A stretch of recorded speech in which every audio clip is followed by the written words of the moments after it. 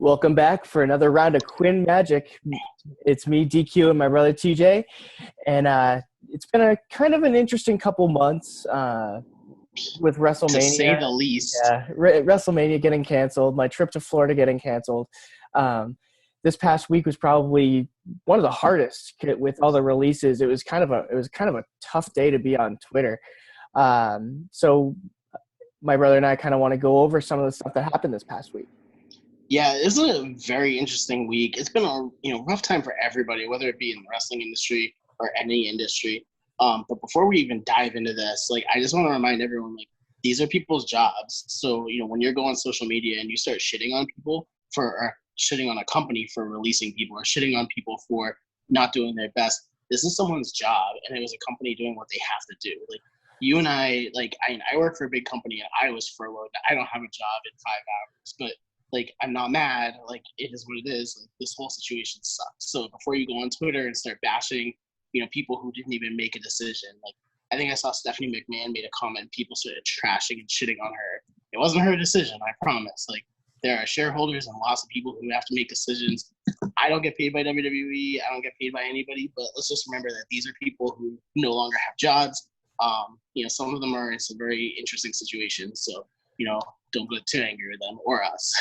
So what we're going to do today is we're going to go over kind of the high-level people who were let go, and we're going to go over the shine, the highlight of their time at WWE, the heat where it probably went wrong in their time, and then their comeback, optimism, what's next for these people. So ready to roll?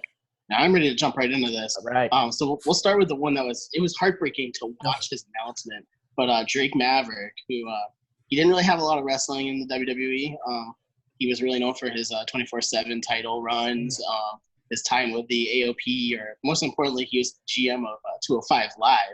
What else did you think was really hot for him? I mean, I love the 24/7 championship. I mean, and he was a great GM. I was actually surprised they didn't give him more time in the ring eventually, because he's a really talented wrestler, and he idolized Spike Dudley.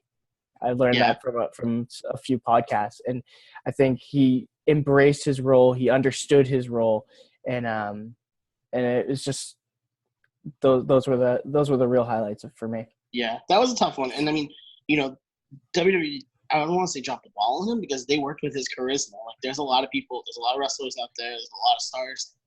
So it's hard to use everybody. They knew he was very charismatic and he could talk and he could go out there. So they did what they needed and did with him. I think they missed the opportunity, both merchandising and just with him with his bow ties, because that was the hot thing for him in the Indies and in Impact. So they kind of missed out on that one. Yeah, and just him in the ring in general. Yeah, I think he could have been one of the best managers in the business if they didn't pull the whole AOPP thing, and he rebounded though, with the 24/7 thing, and then I feel like they had an opportunity there to keep him rolling either as a manager or something like that. Even they could have even put him on EC3, who we'll talk about later, because their chemistry is undeniable. So. Oh yeah, especially from Impact. They were together during that too. So, what about his comeback? What do you see next for Drake Maverick, aka Rockstar Spud? I think he'll be back. I think I think there was more to his video than meets the eye. I think he'll be back, whether it's as a manager or as a talent. I mean, he'll be a great underdog if he does come back. So if not, I mean, there's a lot of potential out there. I think he burned his bridges at Impact, but obviously there's more than one company out there now. So yeah. Oh yeah, and also I meant to add this in there. Every single person is not going to get they should go to AEW, because obviously AEW can't hold all these people, and their roster is already big enough as it is, and they already have people stuck. Well, the thing about it is, people are forgetting that AEW is a business too. I'm surprised we haven't seen any sort of releases there yet. So. Yeah, we'll see. All right. Next up on my list is the OC, Carl Anderson and Luke Gallows. Yeah. It sucks for them. I mean, they had a lot of great moments. They had, their club with AJ. They had their club with Finn Balor. They had a cool WrestleMania moment at WrestleMania 33 where they went in as champions. And they had a fun debut because they just kind of jumped the rail and attacked people, and is he with AJ? Is he not with AJ? Like, I it was mean, a fun debut. they didn't have a bad run, in my opinion. Like, it wasn't a terrible run. It didn't live up to the hype of, hey, you're wearing a Bullet Club shirt right now, so that wears I out am. perfectly. It Yeah, didn't live right. up to the hype of that, and like I think they must have had something in their head from Luke Gallows' first tenure that it was stuck in Vince's head or stuck in the writers' heads. Yeah, and I'll just jump right into the heat on this one. The WWE doesn't know what they're doing with tag teams. Like, even when they have a great tag team, they have probably one of the best tag teams in the world right there. I mean, of course, they're going to go to the main roster just because the ties that they had with Balor and AJ just made 100% sense. But, I mean, could you imagine when they debuted, it was right around the same time that we had the Undisputed Era. So, Red Dragon was in there with Bobby Fish and O'Reilly. They had the War Raiders were there, and at the same time, like, they had three of the probably top three tag teams in the world right there. That's right, Young Bucks. I said it. You had the top three tag teams in the world right there. And then they had the Revival, too. They had all those teams at one time. And then they didn't use it. So I mean, I have a couple heat on them, too. I mean, they were rolling with AJ. That first time that they were paired up with him, it was great. And then they separated them in the shakeup or draft or whatever.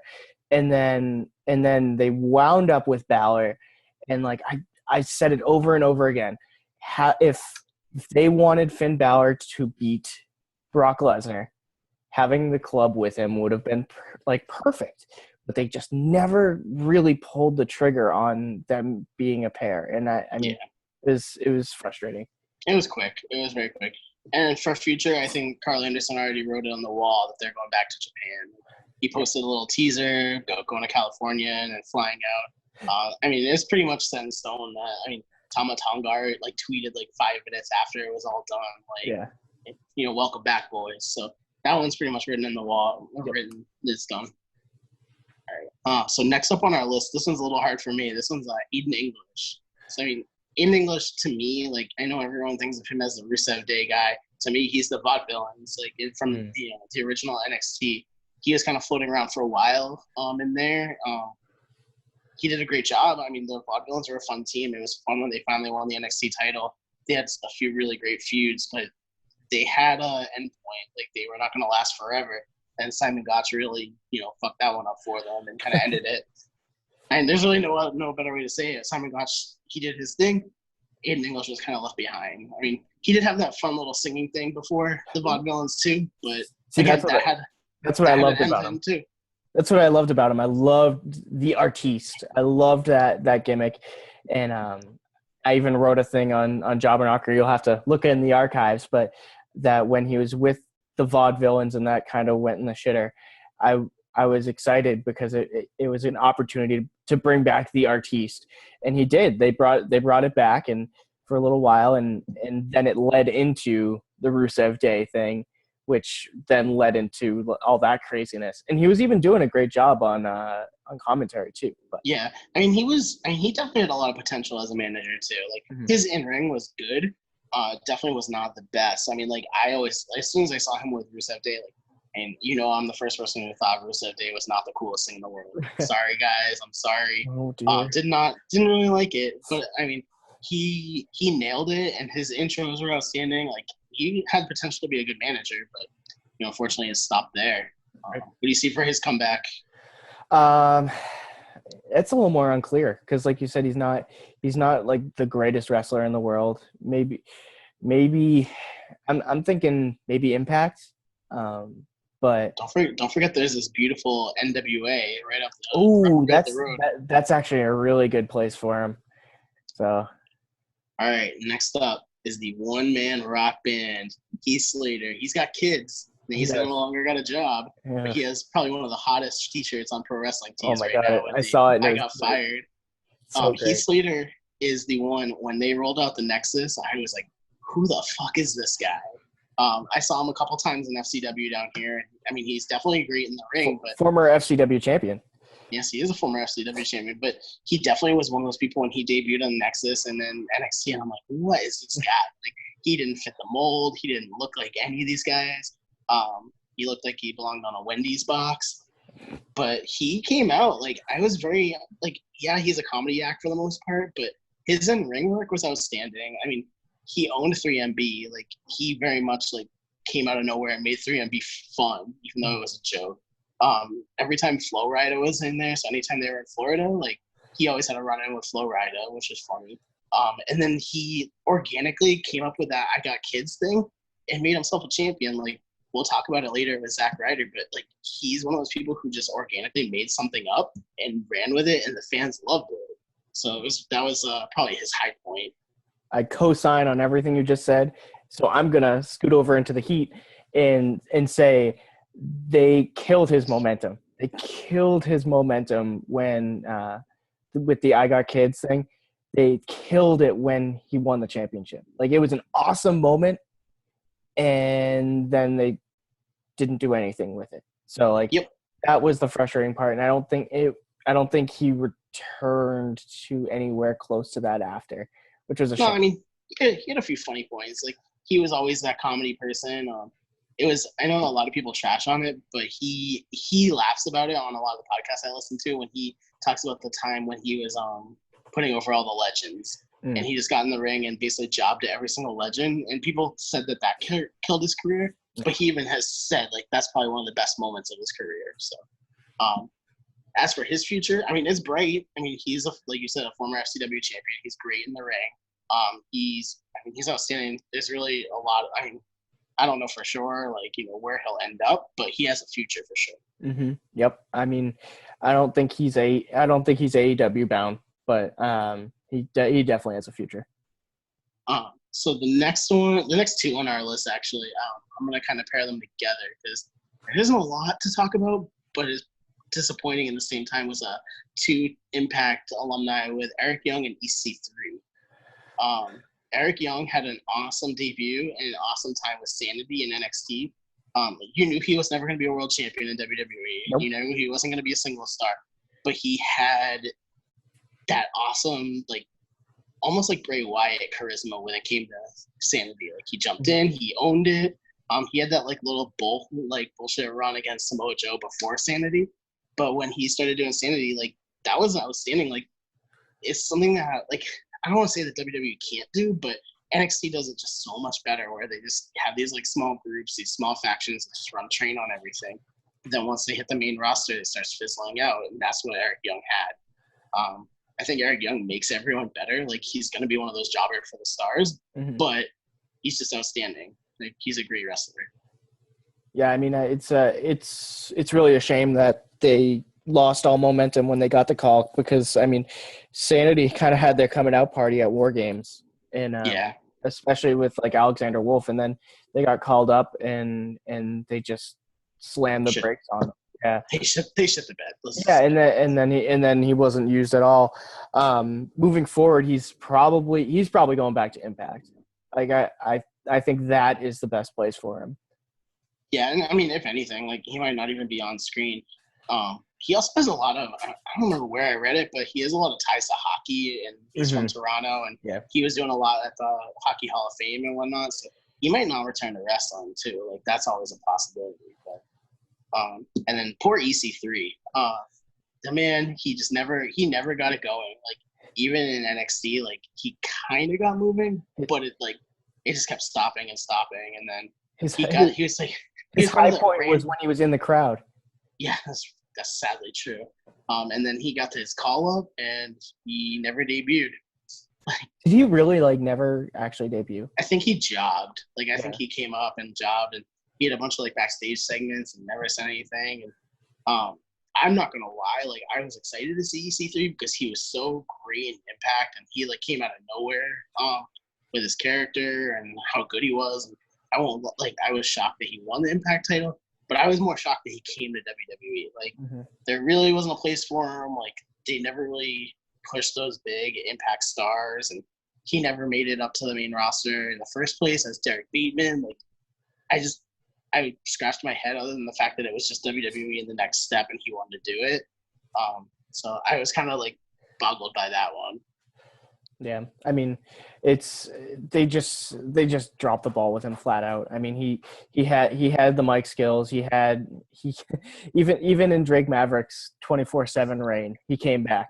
Like, Yeah, he had like the cup gimmick, like and like the always hammered gimmick, but like it's just they never gave him a shot on the main roster, the, the and always hammered gimmick that Hangman Page is doing now very Mhm. successfully. Yeah, Um, I don't know, and I mean for him, I mean he's got a future in the industry. I couldn't tell you where. Like I know Impact would take him back in a Mhm. heartbeat. I know AEW will probably he could use a big guy. Like, it's hard to say. He's got a future. It's just like, I don't know where. I mean, like a lot. I've seen a lot of people kind of joking around that he should join MJF, and they can be like the salt of the earth, kind of. Yeah, if MJF didn't have a big bully already, I would Mhm. agree with that. But he already has Wardlow, so Yeah, I don't know. Who knows? Next up is good old Eric Rowan or whatever you want to call it, the uh, giant redwood. yeah. The funny thing is, people are gonna already start like talking AEW with him. But if you listen to Harper, like he's thrilled to be away from him because he always got stuck with him. But anyway, um, I mean, he was always a good hand. Like I think he kind of ebbed and flowed in his career. Like he got buried by The Rock, kind of came back. Bludgeon Brothers were pretty cool. Um, and then the best part of his career was the cage, and they ruined that. So You're talking about that big spider was awesome. No, sorry. I mean, he was always good. He was one of those people who like you'd watch him wrestle, like he'd be in a tag match, he'd squash someone with the Wyatt family, and then like when he did his little singles run, he kind of came out of nowhere. I'm like, where did that spin kick come from? Like, where did this come from? Like, where was this when the Wyatt family was making their run? And then he disappeared. And then like the Bludgeon Brothers happened, and he was all right. Like I still scratched my head when they won the titles at WrestleMania 34. It was I feel like, like okay, he had a lot of underlying injury issues yeah, and because that they won the titles and then he got injured, and yeah. they actually did the street fight the very next night, and he had like a torn pec. Well, Yeah. yeah, and that's one of the unfortunate things about this industry. And it'll be interesting, like, to see where he goes from here. Like, he would probably be one of those people who will make his way back to WWE. Yeah. I mean, I mean, he was a homegrown talent, so yeah, there's a place for him somewhere. Like, even if you like, I'm sure Luke Harper is, like you said, he's fine where he is, but or Brody Lee, sorry, he's fine where he is, and I'm sure he won't want to pair up again. But I mean, there's a place for a big bully like Eric Rowan. You ready to go for the local boy? yeah, Mike, let's do it. I'm gonna call him Mike Bennett now because he's no longer there. I can finally call him Mike Bennett. He jumped on the main roster, which shocked the shit out of me when he was there and not in NXT. And that was about it. I mean, the poor guy, he had. I mean, I'm gonna jump this on the comeback because I think this man should be a motivational speaker. Oh Because yeah, he unfortunately, ran into addiction like right after he debuted, which sucks. Like, there's nothing, nothing great about that, and there's nothing you can do. But he came back from it like a champ. He got stuck in that stupid storyline that Lana and Bobby Lashley ended up taking from them, like the little love triangle.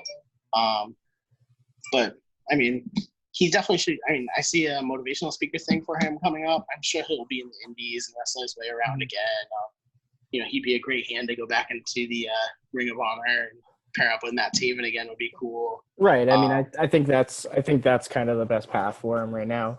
But Yeah, like I love that man's Twitter. Like I read it and like I could be down or running into something. I'm like, you know what?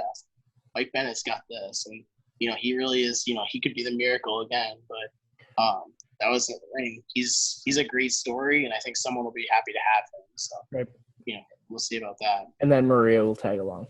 Yeah, Maria's Maria. So now we're gonna get up to some of the bigger ones. I mean, those are all really big, but here's the big boys, and a girl in this case is Deanna Purrazzo. So Deanna was going into the Mae Young Classic that she competed in, was probably one of the top women free agents not grown in the WWE. She was champion basically everywhere she ever was. She was the first Ring of Honor Women's Champion. There's a picture of her with like, I think she has like 3 belts, 2 trophies. Like she was probably one of the best women's wrestlers out there, and I was shocked that she didn't, go farther in the Mae Young Classic that she was in, and I was shocked she didn't win it, to be honest. Like she was the one that I think when I bracketology, I'm like, oh, she's got this. Then she finally made it to the NXT, and I mean, she had a few matches on the main roster, which are cool, that she was very positive about, but that was about it. Yeah, I mean, I believe before Rachel Ellering got injured, they were going to pair her and Chelsea Green for VXT, but and then that kind of, I feel like that fizzled, and even last year when they put out those bullshit NXT shirts, like Chelsea and Deonna had matching shirts. Like they were definitely supposed to be a tag team at some point. It just fizzled out and never happened. Yeah, which is a total drop ball because, I mean, like you said, she's arguably one of the best women's wrestlers on the scene right now. Yeah, and I think that's one of the things that WWE has prided themselves on is almost taking, I don't want to say homegrown talent because it's a bad way to say it because, people like Becky Lynch was not homegrown by any means. Like she came from somewhere. But I think that the way that they make the names is what they like. And I think that's why Chelsea Green has already struggled as it is. But I think, and I know I like shit on it earlier, but I think Deonna Purrazzo is someone that AEW has to sign, kind of grab. Like she's a top women's star. And I know the guys on the Jobber Knocker earlier this week were talking about the women's division and how it's kind of meh. Like, Sheeta's been kind of a top star in there. Britt Baker's very great on the mic, but she's sloppy. But other than that, there's really no one to compete with Nyla Rose right now. So I think someone like that would be huge for them. Yeah, and especially size-wise, that would be a really cool match. Yeah, so I mean, there's not a lot of people on this list that I'm like, AEW has to sign, but Deonna is that one. Like, I think that if they sign her, that's a huge game changer for their women's division. Yep. And then I will let you own Rusev, so you can go for it. Oh, my God. Where do we start? He rode into WrestleMania on a tank. Rusev Day was amazing, even though you hated it. I mean, he got chance after chance after chance, which was fantastic. And I feel like every single time he ran with that ball, but nothing ever came out of it. So, I mean, I think that's my frustration. And then it just ended with that Lashley Lana terrible story. And I think everyone kind of saw the writing on the wall that he was going to go, but it was unfortunate that this was the way that it ended. Yeah, and I saw a ton of people shitting on John Cena for it, which I was like, come on, guys. Like, first off, that was like 5 years ago. Right. But, I mean, it truly was. Like, unfortunately, like, it was when John Cena beat him at WrestleMania that kind of ended that whole thing and ended his run. But when it comes to stories, like, he was going to lose regardless of who he faced. Like, it was going to be a USA versus Russia. There's at WrestleMania. There's no way they're going to fly a Russian flag at WrestleMania. Like, whoever it was, it just happened to be John Cena that did it. And then, whether you like it or not, John Cena ended up elevating that U.S. title much bigger than it was when Rusev had it. Rusev is a great talent, though. He's outstanding. So, I mean, he will have a home. See, I kind of the way that you said Deonna was the one person, I think Rusev is that one person that AEW cannot miss.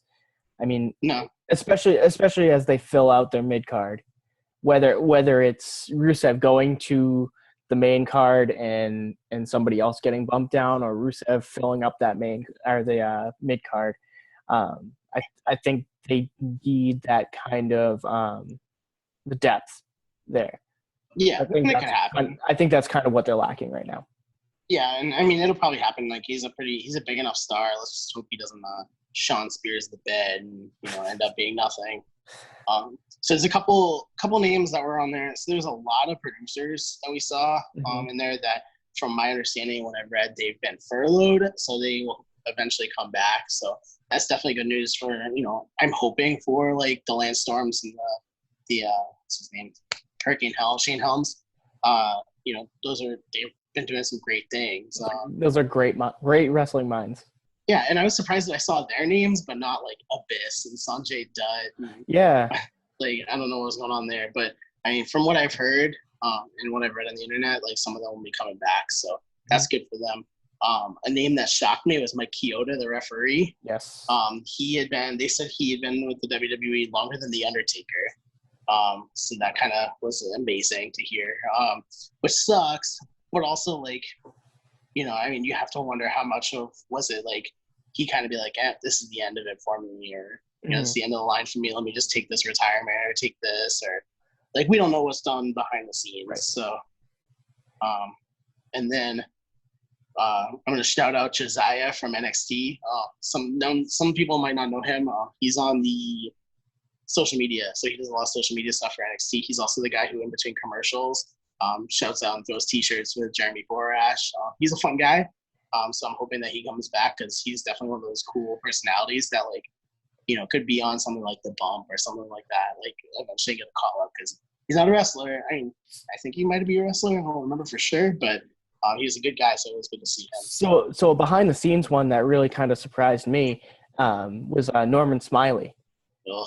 Because when you listen to any podcast with anyone that came through the Performance Center, his name is always the first one brought up. I know Sasha says Norman Smiley was pivotal in her career.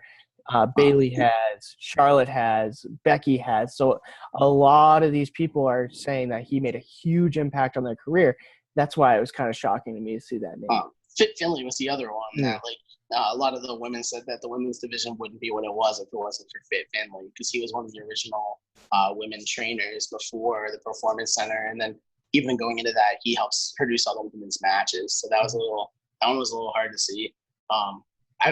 When all these names are coming out, I was very scared to see Sarah Del Rey because she was an outstanding, like an amazing wrestler in the Indies, and she's been doing such a great job at the Performance Center. So I was a little scared, but I was thankful to not see her name.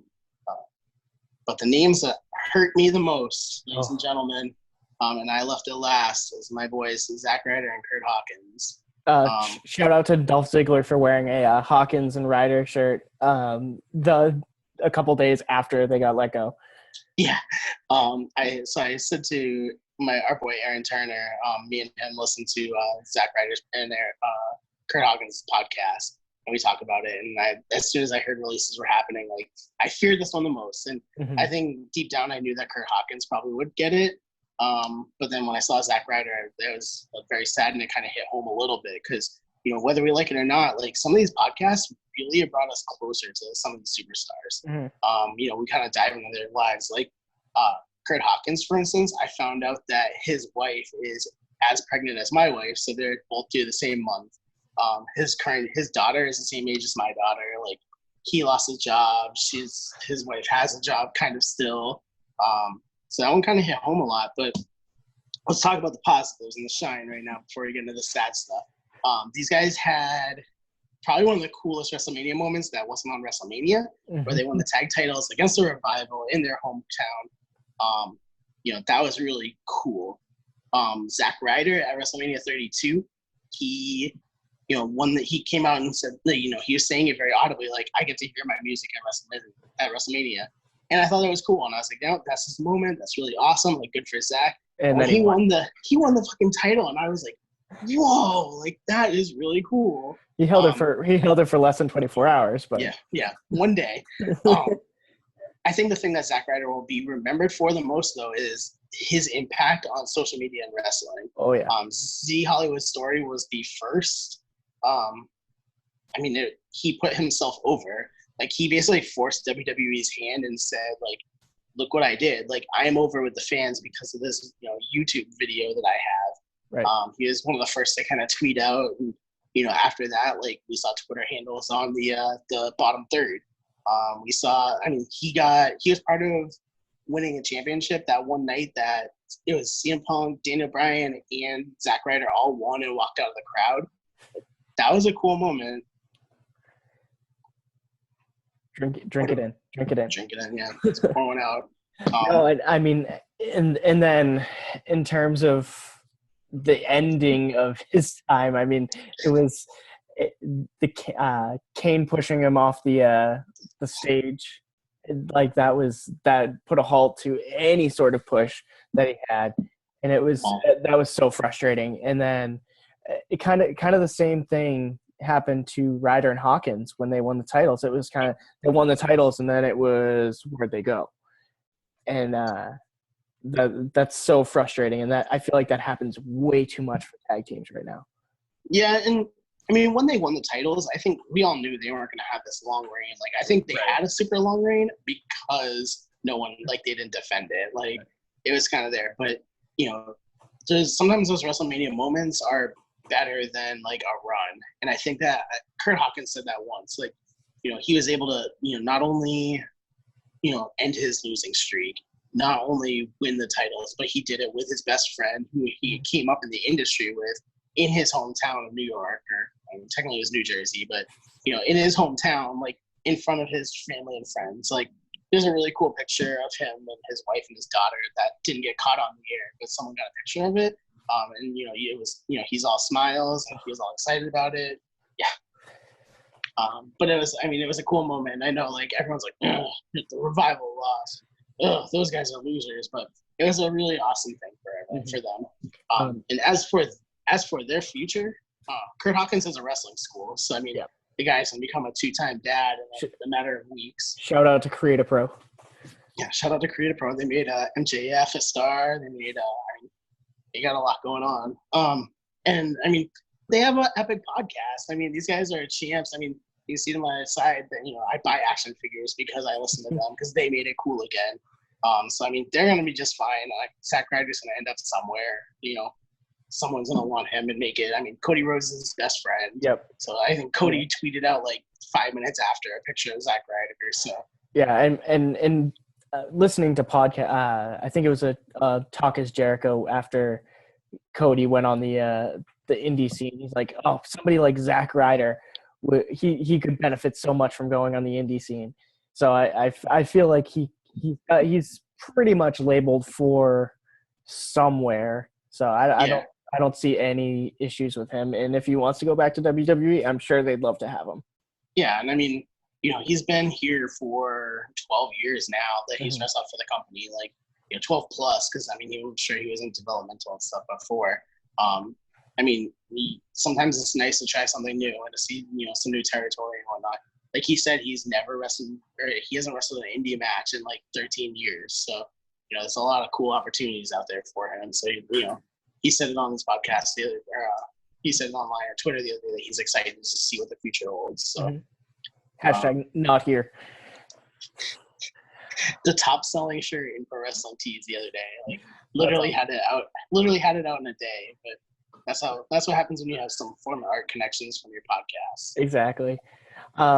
So like we said before, we were only going to kind of touch on a few people, but real quick, we're going to put a Star Wars like list on right now.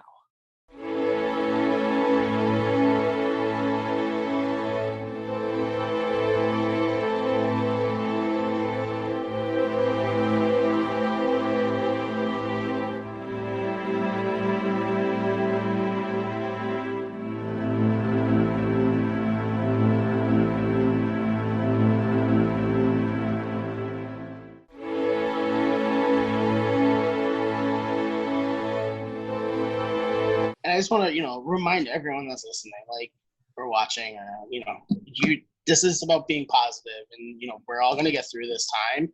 You know, like I said, I don't have a job right now, so I'm enjoying time reading all this stuff and listening to these podcasts and, you know, watching wrestling and remembering stuff and kind of, you know, enjoying what I have right now because I can.